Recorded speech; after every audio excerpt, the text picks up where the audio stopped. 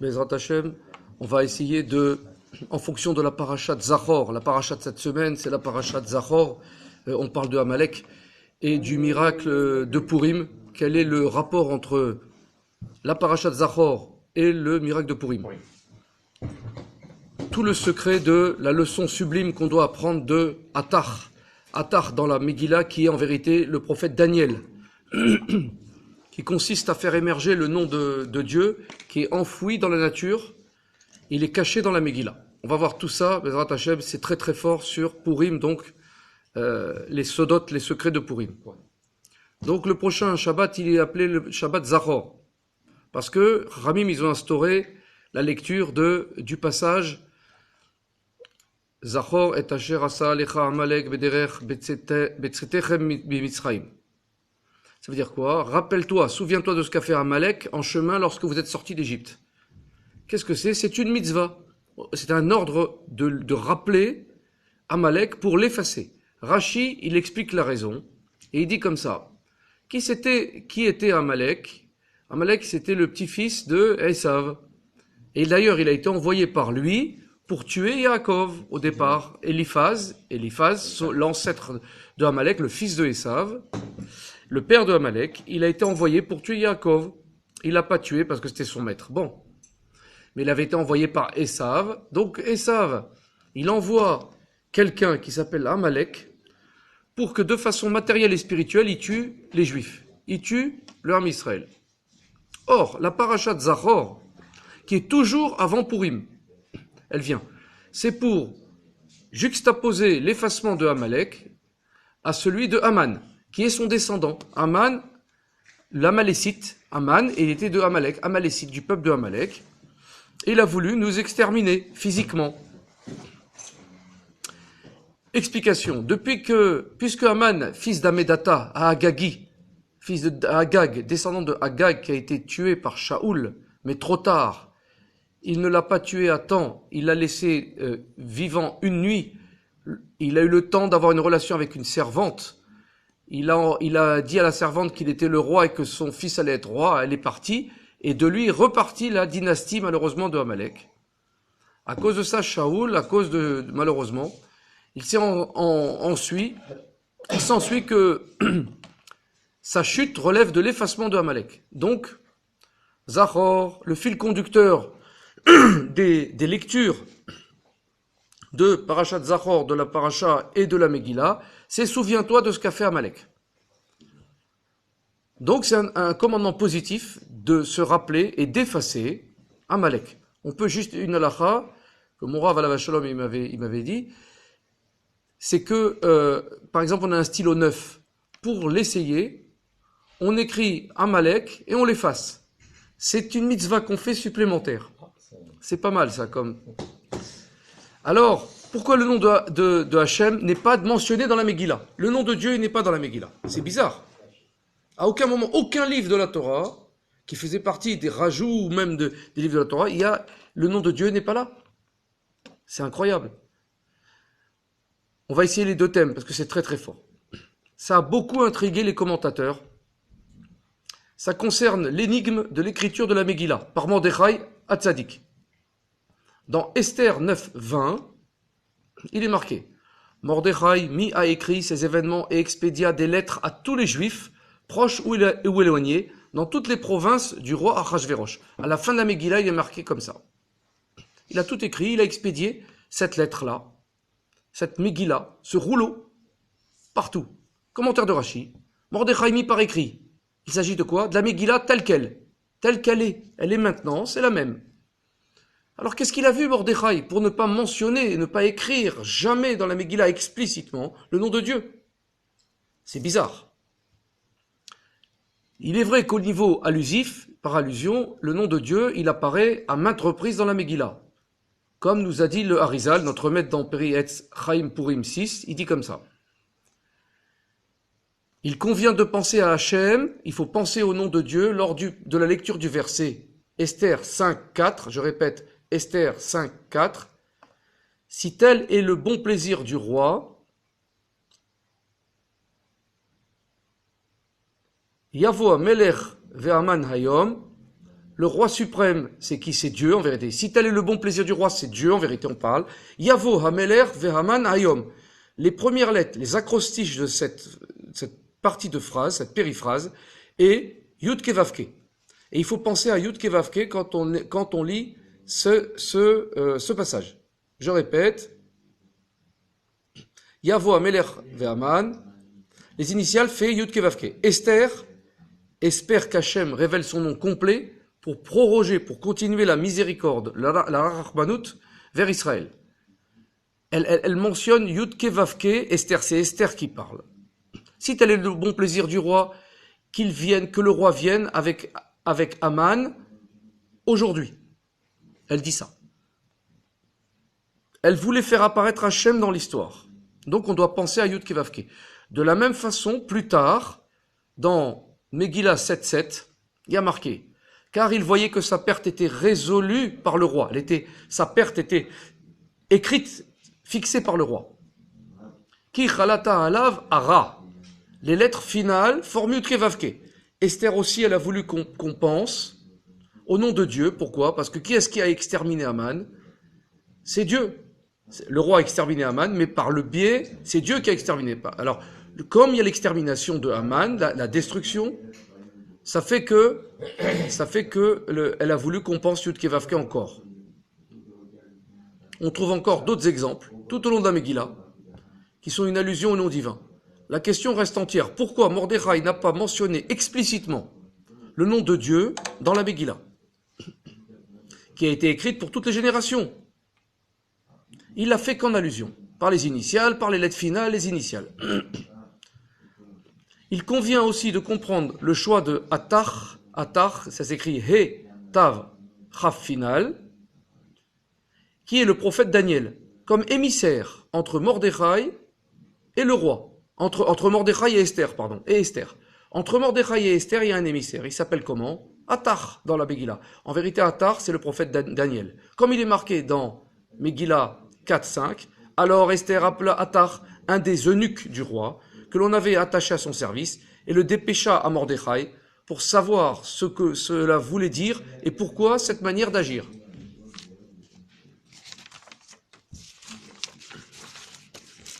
En vérité, Mordechai envoya à son tour Atar auprès d'Esther. Mordechai il envoie aussi Atar, toujours le même Atar, c'est Daniel, pour lui recommander de se rendre chez le roi, afin de lui présenter une supplication, de le supplier, de le solliciter en faveur du peuple d'Israël. Les sages nous révèlent dans le Talmud de Megillah 15a, Atar c'est Daniel. Pourquoi a-t-il été Atar? Parce que toutes les affaires du royaume étaient décidées netachim dans sa bouche. C'est lui qui décidait les affaires du royaume. Daniel, le prophète Daniel. Le fameux Daniel, Hanania, Michaël et Azaria, qui ont été jetés dans la fosse, qui n'ont pas voulu se prosterner, ni manger la nourriture taref d'ailleurs, de Achashverosh, du roi, lorsqu'il a fait le festin pour les 127 provinces, pendant 6 mois. Chacun venait une semaine faire le... Et ils n'ont pas voulu ni manger, ni même se prosterner, c'est évident, même pas manger. Ils les ont mis dans la fosse aux lions, et les lions, au bout de 2 jours, les lions affamés, ils sont venus, ils ont trouvé tout le monde. Ils ont dit, c'est miraculeux. Ils l'ont sorti, ils ont dit, attention, touche pas cet homme-là, c'est un saint. Et au contraire, il a été élevé dans le rang hiérarchique. Et Daniel, le prophète Daniel, et il est devenu le conseiller, c'est lui qui gérait les affaires du royaume, Netachim. C'est pour ça qu'on l'appelle Atar. Il faut comprendre le nom Daniel était déjà connu par Nabuchodonosor, il était conseiller du roi. Il y a même un livre du Tanakh qui porte son nom, il s'appelle Daniel, dans les prophètes, Daniel. Pourquoi alors, dans la Megillah d'Esther, qu'a écrit Mordechai pour les générations, il a changé le nom de Daniel en Atar, et il a pas fait apparaître le nom de Dieu. Jamais le nom de Dieu il est explicite. Jamais. Parce que les affaires, pourquoi? Et pour Daniel, il dit, parce que les affaires du roi étaient dans sa bouche, décidées selon sa bouche. C'est lui qui décidait. C'est incroyable, ça. C'est encore une autre question. Alors, on a un Kedushat Lévi sur le nom divin qui est caché dans la nature. C'est très fort. On va citer les paroles du Kedushat Lévi. Kedusha Rishonat Purim. Il nous a éclairé pourquoi le nom de Hachem n'apparaît pas dans toute la Megillah. Il faut se référer à ce que les anciens ont écrit sur le fait qu'il y a une grande différence entre la sortie d'Égypte et le miracle de Pourim. On va mettre en parallèle la sortie d'Égypte et le miracle de Pourim. Le miracle de la sortie d'Égypte est au-dessus de la nature. La sortie d'Égypte, Dieu, il a changé l'ordre, la nature, il a changé le monde. Il a changé les règles fixées de la nature par les 10 plaies. L'eau est devenue du sang, c'est pas normal. Les maisons étaient remplies de grenouilles et de poux, c'est pas normal. La lumière est devenue obscurité, c'est pas normal. Tous les premiers-nés uniquement égyptiens sont morts à minuit exactement, c'est pas normal. Les ma'ala min teva, c'est au-dessus de la teva. Cela est achevé par la Kriyat Yamsouf, l'ouverture de la mer en 12 parties. Akadosh Baruch Hu, il a transformé la mer en terre sèche et on marchait comme du marbre. C'était lisse, parfaitement aplani, pas de boue, rien du tout. La terre était sèche, en pleine mer. Par contre, les Égyptiens, elle s'est refermée derrière eux. C'est les ma'ala min teva, c'est au-dessus de la teva. Au contraire des miracles de la sortie d'Égypte, le miracle de Pourim, il a revêtu des lois de la nature. On voit rien. Dieu n'a pas apparemment pas changé les lois de la nature. Aux yeux de tout le monde, ça s'est passé comme ça, ah, merci Hachem, c'est un miracle. Mais c'est pas un miracle surnaturel, apparemment. C'est pas quelque chose. Le roi, Achashverosh, Assuérus, il s'est enivré. Il a condamné à mort Vashti, la méchante, qui a rabaissé les femmes. Il a rabaissé, il a tué. Après, il a regretté. Le roi Achashverosh, donc, il a condamné à mort. Esther a pris sa place. Aman, de la descendance de Amalek, il est devenu, dans sa grande haine, il a décrété d'anéantir tous les Juifs. Puis, en raison de l'amour d'Achashverosh, il aimait Esther. Entre parenthèses, elle avait quel âge? Elle avait 70 ans, dit le commentaire. Et elle était verte, c'est-à-dire que quoi? Elle était flétrie. Verte, ça veut dire elle était pas belle, elle était pas pimpante, etc. Et lui, il est tombé fou amoureux d'elle, alors qu'il avait toutes les femmes les plus belles, imaginez, du royaume. C'est pas normal. Il a fait passer toutes les femmes belles pour soi. C'est pas, non. Mais ça revêt un caractère apparemment naturel, mais en fait c'est complètement surnaturel. Le décret a été aboli à Aman, qui a été pendu à la potence qu'il destinait à Mordechai, c'est inversion des choses. On constate donc que les lois de la nature n'ont pas été éliminées ou modifiées. C'est les mêmes lois, mais néanmoins, il est évident que la main d'Hachem était dans tout cela, en faisant en sorte que la nature soit orientée vers la sauvegarde. Il nous a préservés. Il a préservé le Ham Israël. À partir de là, on poursuit en expliquant que partout où le nom de Hachem est explicitement mentionné, c'est parce qu'il est évident que Kadosh Baruch Hu s'est révélé dans un grand dévoilement de façon surnaturelle. On va expliquer. Quand le nom de Dieu il est mentionné, c'est qu'il a fait quelque chose de surnaturel. C'est pour ça que dans la Torah, le nom d'Hachem, à chaque fois, pour les 10 plaies, il est mentionné. Dans la Megillah, il n'est pas mentionné. Toute la Torah, où le nom de Dieu est mentionné, il s'adresse ouvertement à Moshe. C'est surnaturel. C'est pas normal que Dieu s'adresse à nous. Normalement, c'est le cas dans tous les miracles qui ont été, où le nom d'Hachem, pendant les passages de la mer Rouge, tous les miracles de la Torah, il se dévoile pour montrer que la direction du monde, c'est dans ses mains. Mais à Pourim, le miracle était caché, dissimulé au sein de la conduite naturelle, puisque lors de la création, la nature n'a pas changé. Mais quand on voit les enchaînements des événements, et on met de côté tous les détails, tous les événements, il apparaît que rien n'est laissé au hasard. Il y avait un seul manhig, un seul guide, c'est Hachem, qui a conçu magnifiquement, jusqu'à la moindre détail, toute cette chose-là. Par conséquent, la Megillah ne mentionne pas du tout le nom de Dieu explicitement, seulement par allusion dans les initiales ou les finales des suites des mots. C'est pour nous indiquer que si nous voulons voir le nom d'Hachem, si on veut voir le nom d'Hachem, qui est celui qui est la providence du ciel et qui dirige tout, au travers des lois de la nature, on doit associer un mot avec un autre. C'est-à-dire, on doit regarder les composantes naturelles du puzzle. On doit voir le puzzle. Donc on nous dit quoi? Voyez les mots. Dans la nature aussi, dans les mots, Dieu est caché.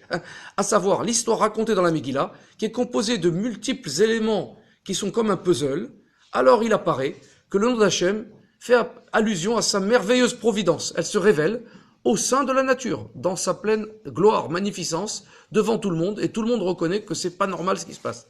Comme d'ailleurs actuellement pour le Ham Israël. C'est un miracle perpétuel aux yeux du monde. Les gens voient de façon soi-disant naturelle tout ce qui arrive au Ham Israël, c'est pas normal.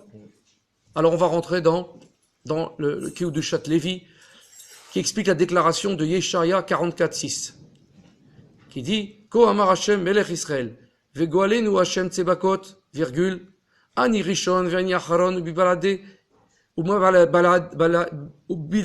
ubibaladai en Elokim. Ça veut dire quoi? Je suis le premier, je suis le dernier. Or moi, point de Dieu. Il n'y a rien d'autre que moi. Dans cette prophétie de Yeshaïa, Isaïe, le prophète Isaïe 44:6, on peut le voir là-bas, Akadosh Baruch Hu fait allusion au miracle de Purim, qui se déroulera au sein de la nature. On va voir pourquoi. Qu'il fera pour Israël et qu'il établira pour les générations dans la Megillat Esther. C'est-à-dire que le miracle de Purim, il est valable dans toutes les générations. Dans toute génération, il se lève quelqu'un qui veut nous détruire. Il y a marqué dans la Haggadah de Pessah, Bechol Dorvador, toutes les générations, etc. Et ainsi, qu'il fera pour Israël dans toutes les générations une Géoula, une délivrance. Il est marqué, je suis le premier.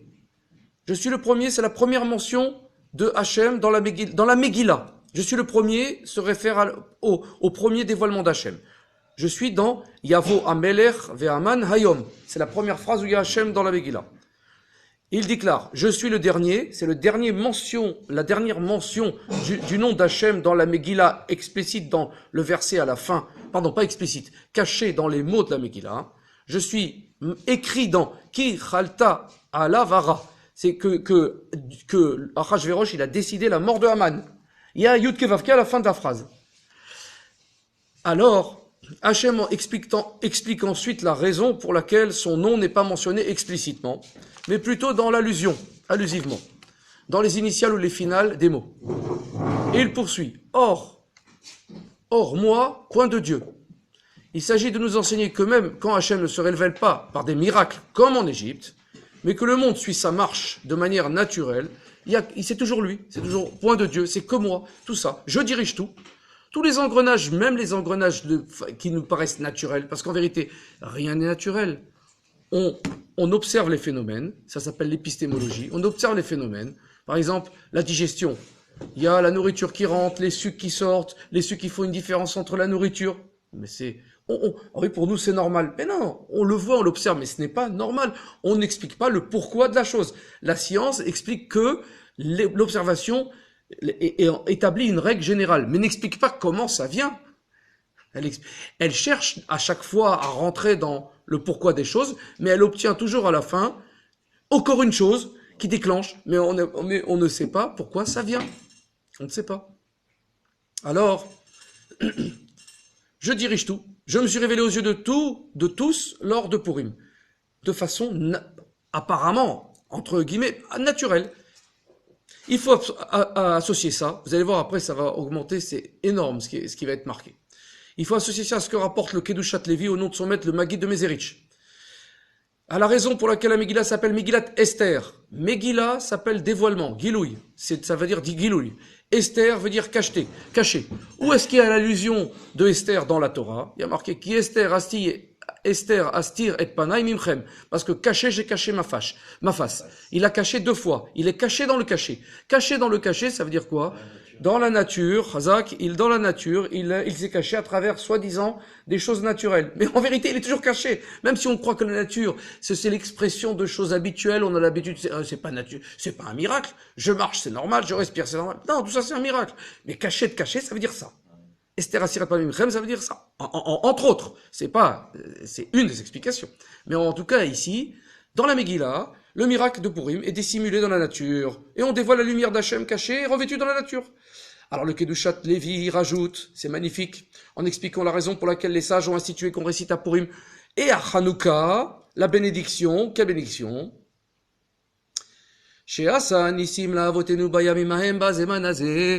Dans la Megillat de Purim à la fin, au début, quand on fait les brachot, on dit cette phrase, c'est quoi? Qui a fait autrefois des miracles en faveur de nos ancêtres à pareille époque. À la même époque, Dieu il a fait. Ça veut dire quoi? Chez Hassan Nissim. Et non à Pessah. On dit pas à Pessah. Comment on dit pas à Pessah chez Assanissim? Il y avait que ça. On dit Hanouka. Et on dit à Purim parce que ça a revêtu des formes naturelles.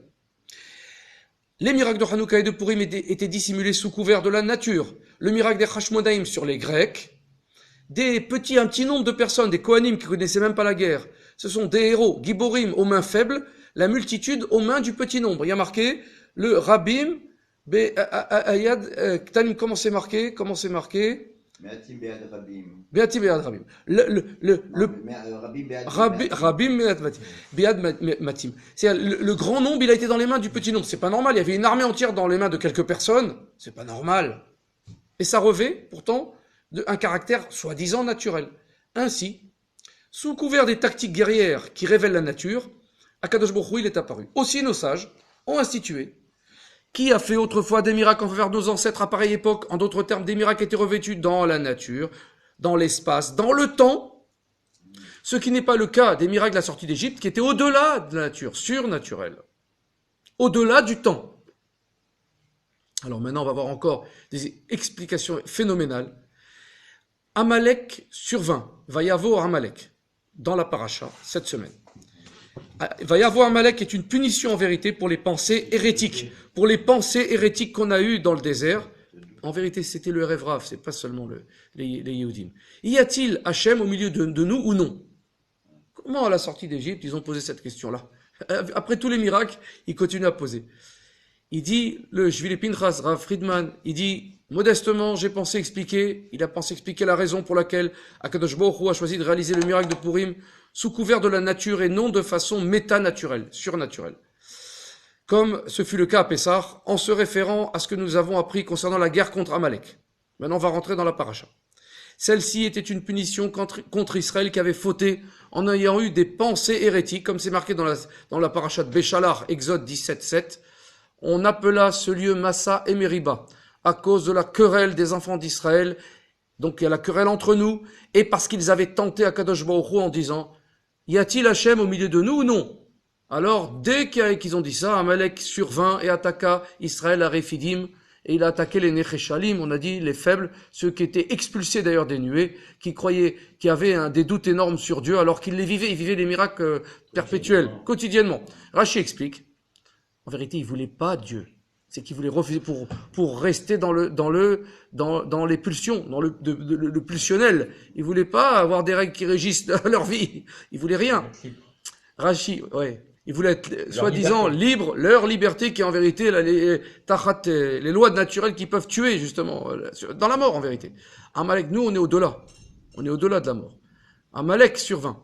La continuité de ce paragraphe avec ce qui précède nous dit, je suis toujours avec vous, prêt à pourvoir à tous vos besoins, et vous venez de dire, est-ce qu'il y a Hachem au milieu de nous, ou non? Sur votre vie, dit le Rashi, je vais envoyer un chien, qui est Amalek, qui va vous mordre. Vous crierez alors vers moi, et vous saurez où je suis. Vous allez me chercher. Puisque vous voulez pas me voir, vous allez me chercher.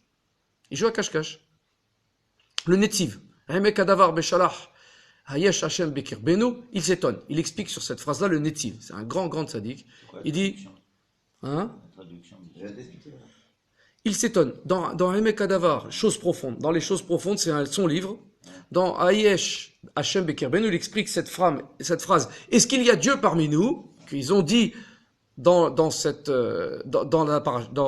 partie de paracha. Il dit, il s'agit pas de la génération du désert. C'est pas possible, qui est qualifié normalement de génération du Dordéa, la génération de la connaissance. Ils avaient tout vu. Ils avaient le Da'at total, ils avaient la conscience totale d'Hachem. C'est quoi? C'est celle de la sortie d'Égypte qui a vu les miracles, les prodiges, les 10 plaies, la déchirure de la mer. C'est possible. Comment peut-on penser qu'ils ont dit, y a-t-il Hachem au milieu de nous? C'est pas possible. Alors c'est beaucoup plus profond que ça. Vous allez voir. Le Netziv, il explique, il dit, bien que Am Israël ait vu des miracles réalisés par Hachem, donc des manifestations surnaturelles, toutefois, le Am Israël a compris que cela n'était qu'exceptionnel. C'est exceptionnel. Ils ont pensé que ça était dû au mérite de Moshe, et qu'après sa disparition, la conduite naturelle des événements allait reprendre sa loi, implacable, sa loi. C'est au niveau de cette conduite naturelle qu'Israël est tombé dans les filets de l'hérésie, et ils ont dit, mais où est Hachem? Il y a un Dieu, oui ou non? Ce nous, au milieu de nous, il y a marqué. Bekir ben nous. Ce nous est précis. Il exclut Moshe. Et signifie, est-ce que Hachem lui-même va diriger la nature ou bien laissera-t-il les lois naturelles, les étoiles, les astres diriger sans lui le monde quand Moshe sera plus là? Donc c'est beaucoup plus profond que ce qu'on avait l'habitude de croire. Il s'est caché pendant Purim, comparé à Pessah. Oui. C'est pour ça Oui. À partir de là, il explique ce qui est écrit dans la suite du texte relatif à la bataille contre Amalek, dans l'Exode 17:8. Moshe dit à Yoshua, choisis des hommes et va livrer bataille à Amalek. Demain, je me tiendrai au sommet de cette colline, le bâton divin à la main. Là, on ne comprend pas non plus, on va voir ce que c'est. Les commentateurs ont été attentifs au point suivant. Pourquoi, concernant la guerre de Amalek, Moshe, il demande à Yoshua de sélectionner des combattants comme si cette guerre devait apparaître comme régie par des lois naturelles. Choisis des combattants. Alors qu'Akadosh Baruch Hu, il a dit, Ani lachem lachem ve'atem tararishun. Moi, c'est moi qui va faire la guerre. Et vous, restez tranquille. Restez chez vous, c'est pas tranquille, avec la traversée de la mer Rouge. Comment? Il a choisi donc des combattants et que ça fasse soi-disant partie des règles de la nature et que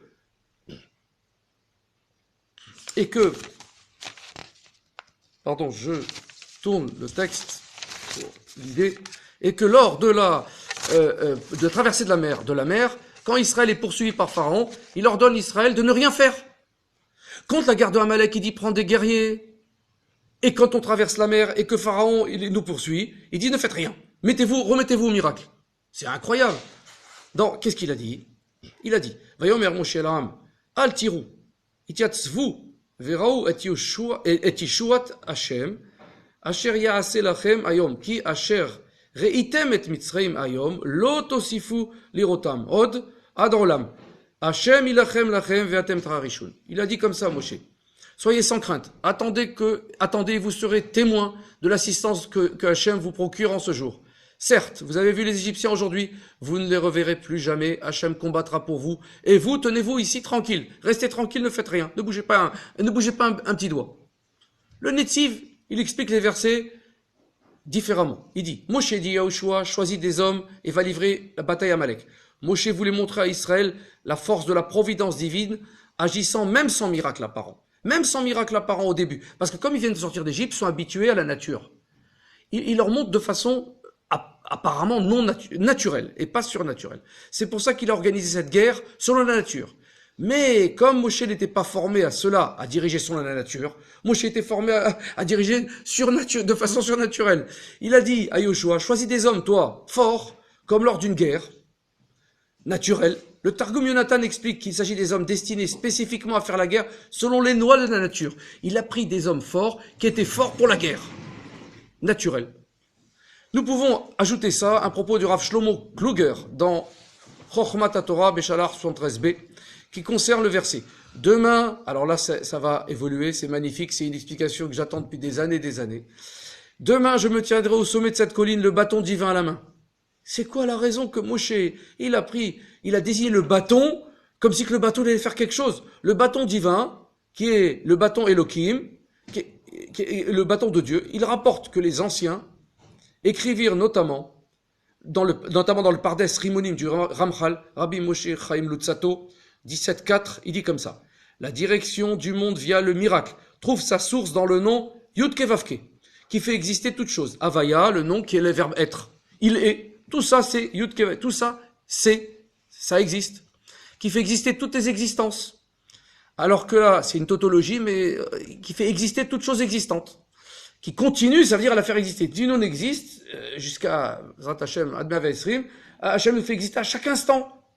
C'est pas seulement il nous a fait amener au monde, il nous fait exister à chaque pas, à chaque respiration. Alors que la direction du monde via la nature provient du nom de Elohim. Elohim, c'est 86, qui est Hateva, Gematria Hateva, et Teva. Hachem dans la nature, en vérité. Hachem caché dans la nature.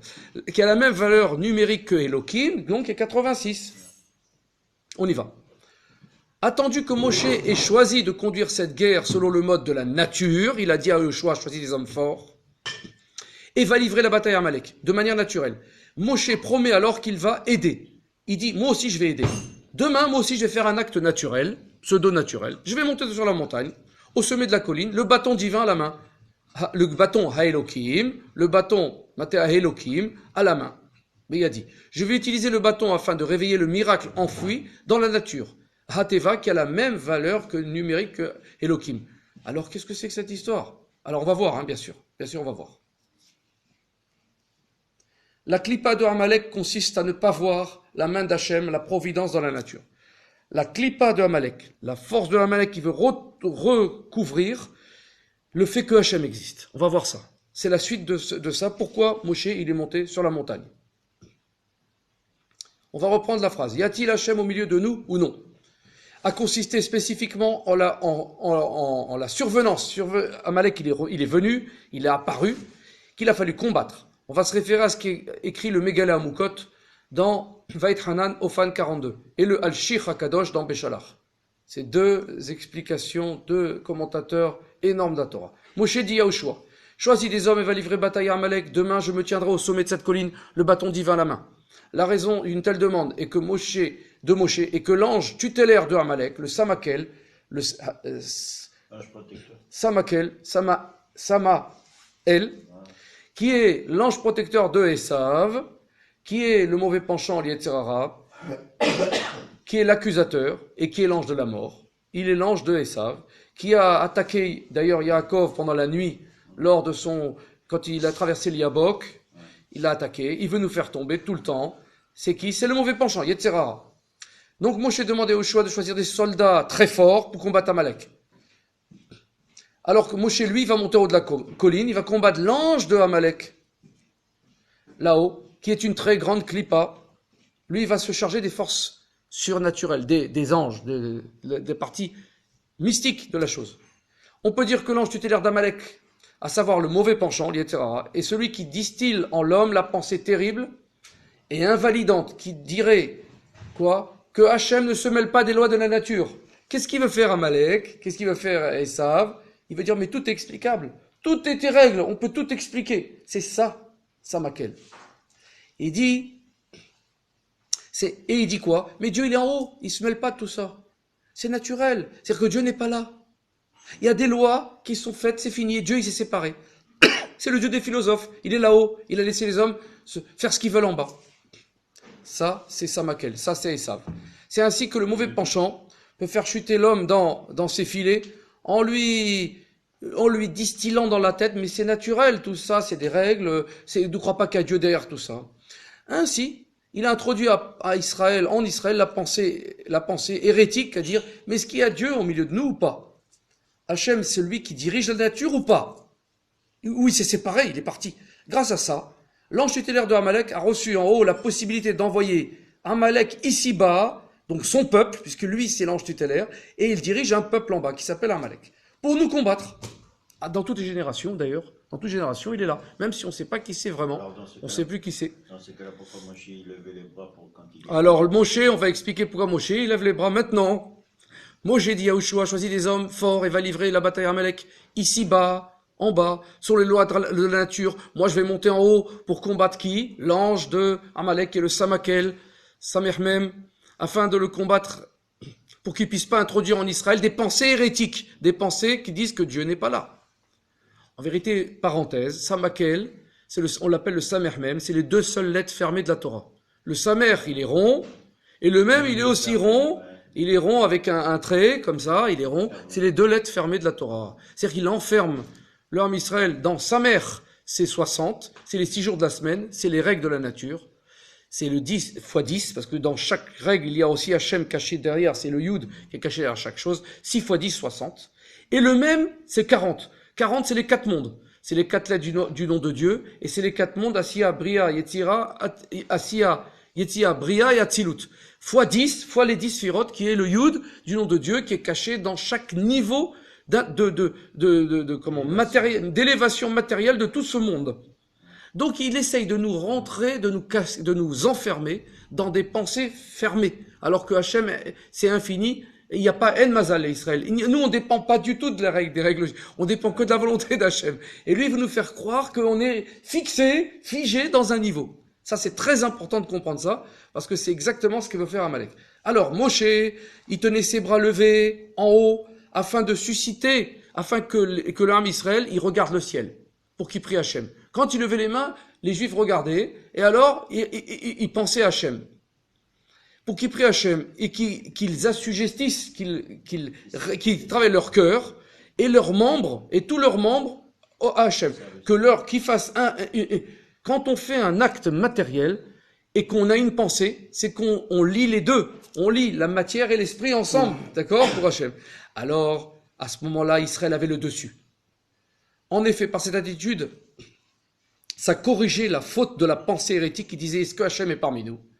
Alors Israël a pu constater de visu, de ses propres yeux, que quand il a levé les yeux au ciel, Hachem a permis qu'on triomphe. Et quand ils étaient faibles, ils regardaient plus, Moshe baissait les bras. À ce moment-là, l'ange de Amalek, il dominait. Mais à la fin, il a été battu. Oh Hachem. Et dans toutes les générations, ça va être la même chose. Maintenant, on va voir Daniel, ce qu'il a fait dans la Megillat Esther. Vous allez être stupéfaits. Nous allons tous être stupéfaits. Nabuchodonosor, il introduit dans la bouche de la statue le nom du Tzitz, du Kohen Gadol, le nom de Dieu, qui était au Tzitz. Le Tzitz, c'était le ruban qu'il mettait sur le front où il y avait marqué le nom de Dieu. Il l'a mis dans la bouche d'une statue. On va voir. Pourquoi Esther a choisi Attar, qui est Daniel, le prophète Daniel, comme émissaire auprès de Mordechai. On va voir le Talmud Megillah 12a. Bezrat Hashem, qui nous permettent de comprendre tout ça. Rabbi Shimon Bar Yochai fut interrogé par ses disciples. Ils lui ont dit, mais pourquoi les ennemis d'Israël de cette génération ont été condamnés à l'extermination? Il leur a dit, mais répondez vous-même. Ils ont dit, nous on va avoir d'accord, on va avoir une réponse. Tu nous permets de répondre. Parce qu'ils ont profité du banquet de ce méchant de Achashverosh. Si oui, ceux de Suse auraient dû être tués, et non ceux du reste du monde, ceux qui ont été au banquet seulement. Alors ils ont dit, là on ne comprend pas, on n'a pas de réponse. Donne-nous toi ta réponse, Rabbi Shimon. Rabbi Shimon Bar Yochai leur a répondu. C'est parce qu'ils se sont prosternés devant la statue à l'époque de Nabuchodonosor. C'était pas Achashverosh, c'était Nabuchodonosor. Nabuzadaran. Ils lui dirent, est-ce que Dieu montre de l'indulgence? Rachi dit, comment ont-ils mérité le miracle? Ils se sont prosternés. Ils ont répondu, ils n'ont pas fait ça pour la prosternation, ils ont fait ça que pour la forme, donc par peur. Et Hachem n'a fait cela, n'a fait les miracles de Purim, lui aussi que pour la forme. Il a fait une forme. Alors on va voir ce que ça veut dire. Rabbi Shimon, il leur a répondu. Ils n'ont fait cela que pour la forme, au lieu directement de dire, ils n'ont fait cela que par crainte. Il n'a pas dit par crainte, il a dit pour la forme. Il évoque ici un concept formidable, extraordinaire, rapporté dans le Midrash de Shir HaShirim Rabbah 7-9. Il dit comme ça. Nabuchodonosor tentait de séduire Daniel. Et il lui dit, tu vas pas te prosterner devant la statue qui est vraie, constate ce qu'elle peut faire et tu te prosterneras de toi-même. Qu'est-ce qu'il a fait cet impie, ce roi Nabuchodonosor? Il a pris le tzitz, le nom d'Hachem du Kohen Gadol, sur lequel était écrit le nom ineffable, qui faisait des miracles. Parce qu'on l'a vu que c'est le tzitz qui a fait tomber, comment il s'appelle? Le prophète qui a voulu maudire Bilam, du haut du ciel. Et il l'a placé dans la bouche de la statue. Il a rassemblé toutes sortes de chanteurs, il a mis des chanteurs à côté, qui louaient la statue, et disait, je suis l'Éternel ton Dieu, à cause du saint nom qui était dans sa bouche. La statue, elle parlait. Elle disait, je suis l'Éternel ton Dieu. Alors, comme Daniel, il a vu ça, il a compris. Il a dit à Nabuchodonosor, est-ce que tu me donnes l'autorisation de monter sur la statue, de l'embrasser sur la bouche? Il a dit, pourquoi sur la bouche? Il a dit, Pour lui enlever le nom des Néphab qui était un... parce qu'elle parle très bien. Il a dit, parce qu'elle parle tellement bien que je vais l'embrasser. Il lui donna immédiatement son agrément. Vas-y, monte l'embrasser. Daniel, il a grimpé sur l'échelle, vers la bouche de la statue. Il a pris le tzitz dans sa bouche. Il a d'abord parlé au tzitz. Il lui a dit, moi, Daniel, je suis fait de chair et de sang, je suis l'émissaire de Dieu. S'il te plaît, prends garde à ne pas profaner le nom de Dieu. Je t'ordonne que tu viennes auprès de moi. Il s'approcha pour l'embrasser et le tzitz, il rentrait dans sa bouche. Parce qu'il avait une conscience, ce tzitz, il avait un niveau spirituel. Quand il descendit, les chanteurs y revinrent, ils louèrent la statue, mais elle ne fit rien. À ce moment-là, Le vent fit tomber la statue, parce que la statue, elle tenait de manière surnaturelle. Elle avait combien? 30 mètres. Ah ouais. Elle avait 60 amot. 60 amot, 30 mètres. On va voir ce que c'est que les 30 mètres. À ce moment-là, le vent fit tomber. Quand les nations du monde virent les miracles et les prodiges que fit Hachem avec Hanania, Michaël et Azaria, ils prirent tous leurs idoles et les brisèrent. Quand Daniel, Michaël et Azaria n'ont pas voulu se prosterner devant la statue et qu'ils ont été jetés dans la fosse aux lions et qu'ils sont sortis, tout le monde a dit, cette statue elle vaut rien, tout est faux, ils ont cassé leurs idoles. Donc ils ont fait un kiddush Hachem. Ça c'est l'histoire cachée. Elle avait 60 mètres, 7. Elle avait 30 mètres, 60 amot, parce que c'est les 3 premiers mondes qu'on travaille. Asiya, Yetzia et Bria. Dans nos mains, Dieu il nous donne à pouvoir travailler le monde de l'action, le monde du sentiment et le monde de la pensée. Donc, cette statue était de cet ordre-là, elle était dans la nature. Mais le monde de Hatzilut, l'émanation, il appartient à Hachem, personne ne peut le toucher. Personne ne peut toucher Hachem, c'est pas possible. Ça, c'est la parenthèse. Pourquoi c'est 30 mètres qui font 60 coudées? 60, c'est la matière. 60, c'est la matière. D'accord? Dans la matière, elle est vraie. Or, la matière, au-dessus, Hachem fait ce qu'il veut. Il l'a fait tomber avec un vent, dès qu'on a enlevé le tzitz. Et ils ont fait, avec la statue cassée, ils ont pris chacun de la statue, ils ont fait des cloches pour les accrocher à leurs chiens et leurs ânes, pour rabaisser. Ils ont dit, ils faisaient sonner, ils disaient, voilà à quoi elle sert cette statue. Voilà à quoi nous nous inclinons pour faire accomplir ce qui a été dit. Ils ont cassé. Ainsi, Baal, il y a marqué dans Yeshaya 46.1, Baal a fléchi. Baal est tombé. Nebo s'est affaissé. C'est quoi? Leurs statues ont été posées sur des animaux, des bêtes de somme. Ils ont dénigré les restes, les psolettes, les restes de la statue cassée. Ils en ont fait des cloches pour leurs chiens et leurs ânes. Maintenant, on va rentrer encore plus haut dans l'histoire.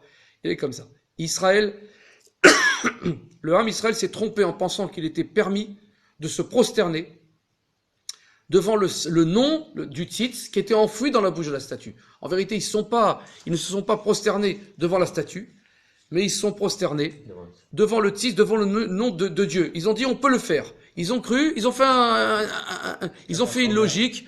Ils ont fait une logique, mais en vérité, on va voir que c'est pas ça. On va comprendre alors l'erreur commise par les Juifs de cette époque qui se prosternaient devant la statue érigée par Nabuzadaran. Quand ils la virent, elle avait 60 amot. Donc, comme on a dit, 60, c'est le samer, c'est la nature. Ils comprirent qu'il était possible qu'elle tienne debout que par la force du nom. C'est pas possible, parce c'est pas possible qu'elle tienne comme ça une statue sur un pied comme ça. C'est pas possible, c'est pas logique. Alors ils ont dit, c'est le nom de Dieu qui est dedans, le nom ineffable, qui est dans sa bouche. Et par sa force, elle provient du titre du Kohen Gadol. Ils avaient conscience sur lequel était gravé le nom. Et le nom disait quoi, le nom? Ani Hashem Elokechem. Ani Hashem Elokechem, je suis l'Éternel votre Dieu. C'est pour ça qu'ils se sont autorisés à se prosterner en l'honneur de Dieu qui était enfoui dans la statue. Ils n'ont pas pensé du tout se prosterner devant une statue en tant que telle. Mais ça paraissait aux yeux des autres comme une transgression. C'était une forme fausse, la forme, même ça, nous on peut pas, ça s'appelle quoi? L'incitation. L'incitation, comment on dit, en hébreu quand ça a une forme, par exemple Shabbat, prendre un ascenseur, etc. Si c'est Maritain, voilà, cherchez le terme, merci. C'est un Maritain, c'est-à-dire quoi? Aux yeux de tout le monde, ils sont prosternés. Comme s'ils se prosternaient. Alors, et maintenant on va voir pourquoi Dieu il a fait Purim, à cause de ça. On va voir, on va voir. On comprend le sens profond de Rabbi Shimon bar Yochai. Ils n'ont fait cela que pour la forme. C'est une forme. Et Hachem n'a fait Purim, n'a fait tout ça que pour la forme. En d'autres termes, puisqu'ils sont prosternés en fait devant le nom de Dieu, alors qu'ils se trouvaient dans la bouche de la statue, donc cela n'a été commis que de manière formelle, que en forme, par ceux qui regardaient et qui avaient l'impression qu'ils sont prosternés devant la statue. C'est pour ça qu'Hachem, il a fait aussi que pour la forme. Il a fait une sorte de punition. Il leur a fait une grande peur pour la forme, suscitée par le décret d'extermination de Haman Amalek. Et en fait, le décret de Dieu ne fut que formel, qu'une forme, dans le but qu'ils se repentissent. C'est pour ça qu'Hachem, il les a sauvés de son décret. Alors Esther s'est ingéniée, elle a été chercher Daniel, le prophète Daniel, celui qui avait admonesté, qui avait parlé au nom d'ineffable en lui disant « T'as pas le droit de faire ça, fais attention, ne fais pas de la vodazara par ta force. » Et il l'a prise dans sa bouche. Avec cela, Mordechai a pu faire valoir le mérite d'Israël devant Hachem, parce que les Juifs sont prosternés que de façon formelle, que pour le nom de Dieu qui est dans la bouche. Le texte de la Megillah précise d'ailleurs, alors Esther appela Attar. Attar, c'est Daniel, car toutes les affaires d'ivré du royaume étaient décidées selon sa bouche. Les divrés, les paroles, font référence à la parole que Dieu il a fait dire à la statue, « Je suis l'Éternel ton Dieu ». Et lui, il a été expert, il a sorti le divré, les paroles de cette statue-là, il les a arrêtées. Alors c'est pour ça qu'il s'appelle Attar, qui veut dire qui se mêle de la bouche, de la parole des choses. Ces paroles furent arrêtées de la bouche de la statue, par sa bouche à lui, la bouche de Daniel, qui lui a l'admonesta, lui dit « Attention, arrête-toi » à la statue. Alors, il l'embrassa et l'extirpa de sa bouche. Dernière chose, énorme. Le lien entre la clipa de Babel, l'écorce de Babel, Babylone, qui est Nabuchodonosor, et la clipa de Amalek. Quel rapport il y a entre Babel et Amalek? Là, on va voir dans le nom, c'est énorme. Il dit comme ça, le Julie Pinchas, Rabbi Pinchas Friedman, il dit comme ça. J'ai pensé expliquer le fait que Nabuchodonosor, a introduit le nom de Dieu dans la bouche de la statue à partir de ce que dit le Gaon de Vilna, qui nous révèle dans son ouvrage Aderet Eliyahu, Balak 22.1. Quant à la raison, pourquoi est-ce que Balak a choisi de s'associer à Bilam? Parce que c'est marqué. Quand on dit Balak, Bilam, quand on met les deux noms ensemble, sont les mêmes lettres que Babel, Amalek. Balak, Bilam, c'est les mêmes lettres que Babel, Amalek. Balak, Bet, Lamed, Kouf, et Bilam, Bet, Lamed, Ain, Mem, ça fait, on peut faire avec les lettres, les mots, Babel, donc Babel c'est Nabuchodonosor, l'époque de Purim, et Amalek, c'est Aman. Il voulait susciter les deux clipotes Balak, Babel et Amalek contre Israël. Dieu, qu'est-ce qu'il a voulu faire? Il a voulu jeter contre Israël les deux clipotes, ces deux forces négatives, deux forces du mal. Avant d'expliquer les mots du Gaon de Vilna, il convient de noter l'origine de l'explication de ces mots, qui est dans le Zohar HaKadosh, Noar 25a. Le Zohar de Rabbi Shimon dit comme ça. Bilam et Balak proviennent du côté de Amalek. Si tu retires les lettres Ain Mem de Bilam et les lettres Lamed Kouf de Balak, il reste les lettres Babel. Il est écrit dans Genèse 11.9, parce que là, ici, le Seigneur Dieu confondit le langage de tous les hommes. Quand il y a eu la tour de Babel, Dieu il a mélangé les langages. Explication. Bilam et Balak proviennent du côté de Amalek. Proviennent en vérité la source, c'est si tu retires les lettres de Ain Mem, Bilam, et les lettres de Lamed Kouf, il reste les lettres Babel. Bilam et Balak proviennent du côté de la clipa de Amalek. Cela est marqué dans leur nom. En effet, si on prend les lettres Ain Mem, Bilam et les lettres de Lamed Kouf, ça fait Balak. On obtient le mot Amalek. Il reste alors les deux mots, les lettres Babel. Allusion du fait que tous deux viennent de la clipa de Babel, dans Babel, lors de la dispersion des êtres humains dans la tour de Babel. Ils viennent tous de l'opposition à Dieu, en vérité. Alors, ça semble comme la clipa dure de Amalek a caché à Israël la direction d'Hachem. Ils veulent cacher que c'est Dieu qui dirige le monde. Et dans la nature. Dans la mesure où il a amené Israël, il a dit, est-ce qu'il y a Dieu au milieu de nous ou pas? Alors Hachem dirige la marche de la nature. De même, la clipa de Nabuchodonosor, roi de Babel, a enfoui le nom de Dieu dans la bouche de la statue pour couvrir par la force de l'impureté de la statue la conduite de ce nom Yud Kevavke qui se dissimule dans la conduite de la nature. Il a pris Dieu, caché, il l'a mis dans la bouche, il l'a caché, et soi-disant c'est la statue qui parle. Selon ce qui précède, on peut comprendre la raison pour laquelle les forces de l'impureté sont appelées en Kabbalah klipa.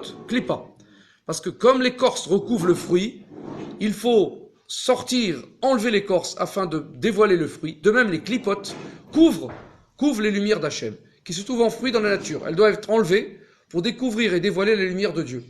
Donc on doit faire un effort pour chercher Dieu et le trouver dans chaque chose. À partir de là, on comprend la raison pour laquelle Esther a décidé d'envoyer Attar, qui est le prophète Daniel, comme messager auprès de Mordechai. Esther a vu par Esprit Saint, roi HaKodesh, qu'un décret allait être émis contre Israël parce qu'ils se sont prosternés devant la statue. À l'époque de Nabuchodonosor, s'ils s'étaient vraiment prosternés, et non juste pour la forme, il n'y aurait eu aucun tikkun, il n'y aurait rien eu à faire.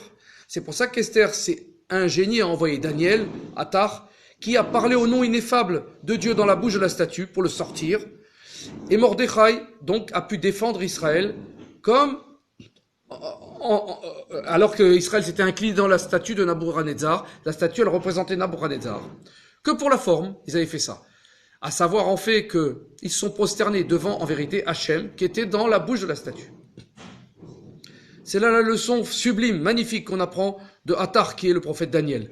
Notre rôle dans le sacré est de faire émerger et de dévoiler Yud Kevavke, qui est enfoui dans la nature, le nom de Dieu enfoui dans la nature, qu'Amalek tente de toutes ses forces de cacher à Israël. Il nous appartient donc à extirper l'idée qu'il y a Hachem à chaque fois dans chaque chose. Il nous appartient de ne pas tomber dans l'apostasie, l'opposition, en demandant, mais est-ce qu'il y a Hachem au milieu de nous ou pas? Il y a Hachem, on doit croire d'une foi sincère, d'une émouna shlema, qu'Hachem dirige aussi la conduite naturelle du monde. Et cette révélation se dévoile à chaque Purim.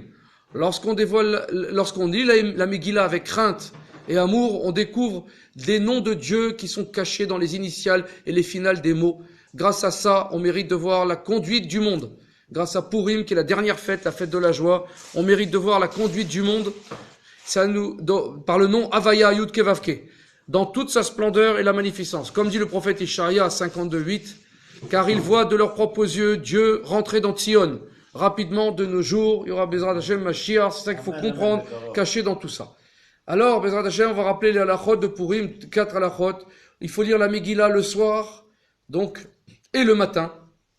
Il faut donner de l'argent aux pauvres, et il faut envoyer à partir d'un messager, Mishloach Manot, c'est les cadeaux de la nourriture pour nous mettre en amour et en unité les uns les autres. Et l'argent, ça s'appelle Matanot Leivionim. Troisième chose cachée, la mitzvah cachée, c'est la joie. On doit être en joie. Et on doit confondre Aman Amalek.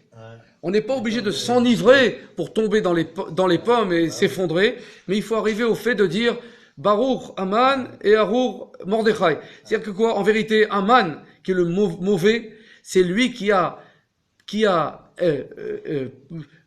extirpé en nous le doute et qui a permis qu'on ait une foi, une émouna parfaite et qu'on reçoive la Torah Kiblu vekimu à Purim de toute joie, alors que pendant le Har Sinaï, on l'avait reçu par crainte. Baruch Adonai l'olam, amen ve amen. C'est beau de voir Torah.